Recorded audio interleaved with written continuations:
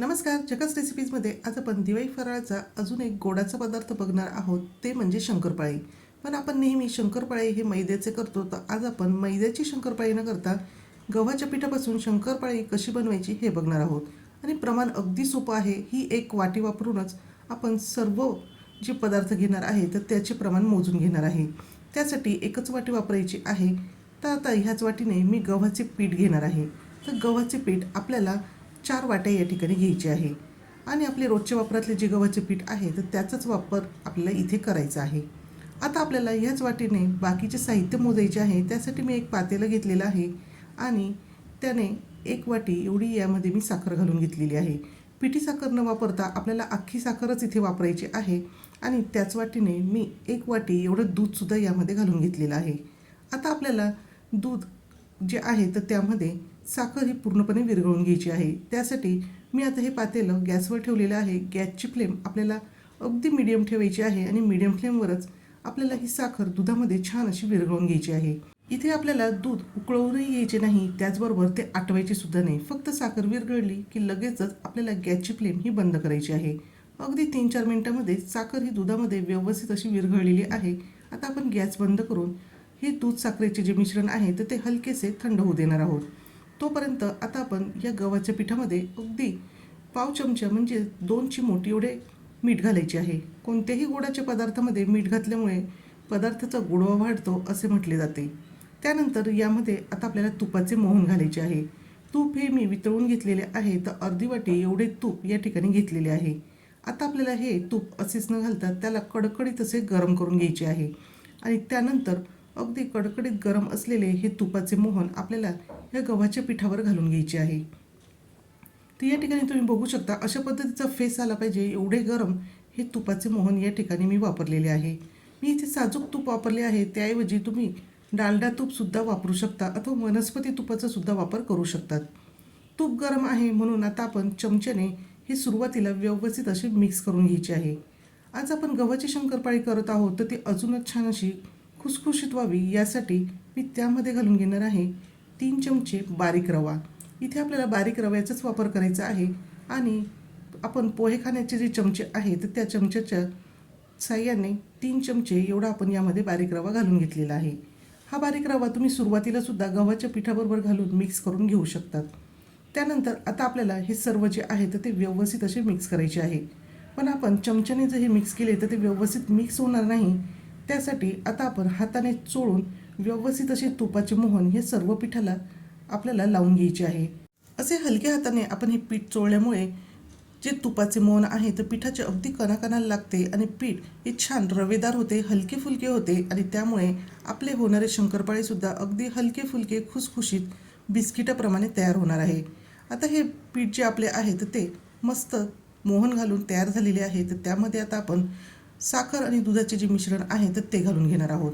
आता सुरुवातीला आपण हे जे सर्व मिश्रण आहे तर ते घातल्यानंतर आपल्याला थोडेसे हे सैलसर वाटेल, पण जसजसे हे मिश्रण पिठामध्ये शोषले जाईल तसतसे हे पीठ घट्ट होत जाणार आहे.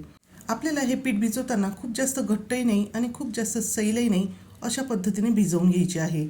आता सुरुवातीला आपल्याला सैलसर वाटणारे हे जे पीठ आहे तर ते हळूहळू घट्ट व्हायला सुरुवात झालेली आहे. आणि अगदी 2 मिनिटातच आपले हे शंकरपाळ्याचे पीठ मळून तयार होणार आहे.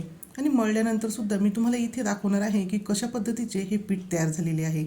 आता हे शंकरपाळ्याचे पीठ भिजवून झाल्यानंतर आपल्याला ते जास्त वेळ तसेच न ठेवता लगेचच आपल्याला त्याची शंकरपाळी ही करून घ्यायची आहे.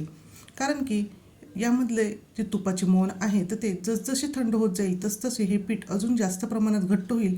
मग अशा वेळेस शंकरपाळी करणे आपल्याला शक्य होणार नाही.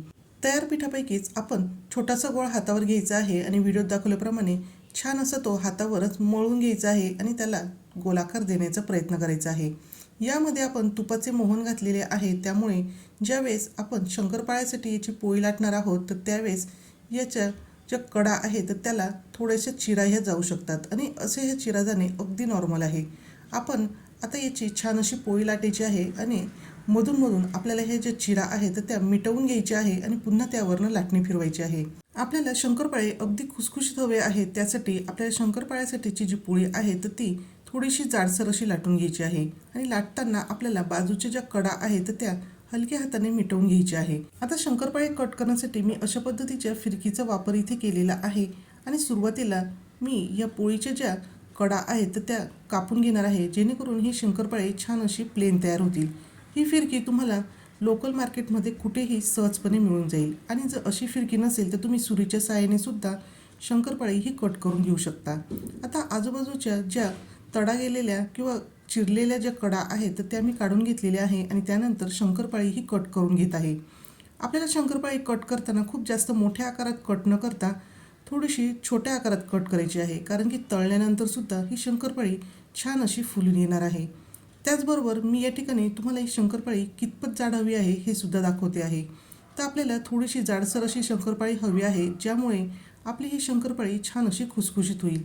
जर आपण पातळ ही पोळी लाटली तर अशा वेळेस आपली ही शंकरपाळी कुरकुरीत होणार आहे आणि त्याचा खुसखुशीतपणा थोडासा असा कमी होईल। आता ही कट करून घेतलेली शंकरपाळी लगेचच मी एका प्लेटमध्ये काढून घेतलेली आहे। आता जसे की मी तुम्हाला अगोदर सांगितले की पीठ थंड झाल्यानंतर ते जास्त प्रमाणात घट्ट होते, कोरडे होते, तर अशा वेळेस काय करायचे? तर अशा वेळेस आपल्याला थोडेसे कोमट दूध यावर शिंपडायचे आहे आणि त्यानंतर खलबत्त्याची जी दांडी आहे तर त्या साहाय्याने हे पीठ अशा पद्धतीने कुटून घ्यायचे आहे। असे केल्यामुळे सुद्धा आपली शंकरपाळी खुसखुशीत होतात, त्याचबरोबर हे जे पीठ आहे तर ते खूप छान असे नरम होते आणि त्याची आपण शंकरपाळीसुद्धा अगदी व्यवस्थित अशी लाटू शकतो। तर तुम्ही बघू शकता 3 ते 4 मिनटं हे पीठ मी छान असे बत्त्याच्या साहाय्याने कुटून घेतलेले आहे आणि या पिठाचा पुन्हा मी गोळा तयार केलेला आहे।